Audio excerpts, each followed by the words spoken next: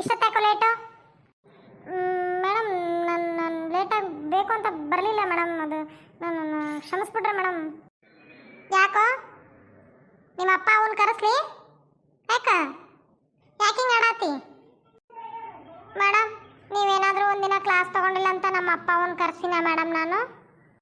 ಇಲ್ಲ ಮೇಡಮ್, ನಾನು ಒಂದಿನ ಹೊಡೆದು ಹೊರಗೆ ಹಾಕಿದಾಗ ನಾನು ನಮ್ಮ ಅಪ್ಪ ಅವನ್ನ ಕರೆಸಿನ ಮೇಡಮ್?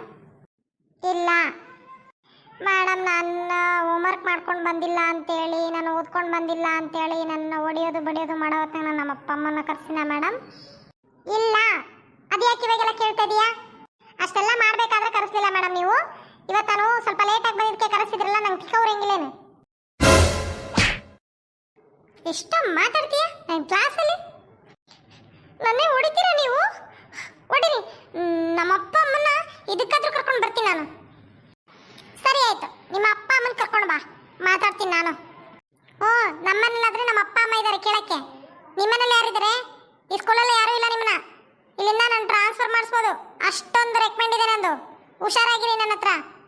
ಅದೇನು ಮಾಡ್ಕೊಳಕ್ಕಾಗುತ್ತೆ ಮಾಡ್ಕೊ, ಆದರೆ ನನ್ನ ಕ್ಲಾಸಿಗೆ ಮಾತ್ರ ನಿನ್ನ ಸೇರಿಸಲ್ಲ. ಹೋಗಿ ನಮ್ಮ ಅಪ್ಪ ಅಮ್ಮನ ಕರ್ಕೊಂಡು ಮನೆ ಮಾತಾಡ್ತೀನಿ ನಿಮ್ಮ ಹತ್ರ. ಹೋಗು, ಮುಚ್ಕೊಂಡು ಹೋಗೋ. ಡೋರ್ ಓಪನ್ ಇದೆ ತಾನೆ, ಹೋಗಲೇ. ಎಷ್ಟೊಂದು ಮಾತಾಡ್ತಾನೆ ಇವನು. ಬರಲಿ ಇವರಪ್ಪ ಅಮ್ಮ, ಸರಿಯಾಗಿ ಕೇಳಿ ಕಳಿಸ್ತೀನಿ ಅವ್ರಿಗೂ. ಜಾಸ್ತಿನೇ ಆಯ್ತು ಒಂದು.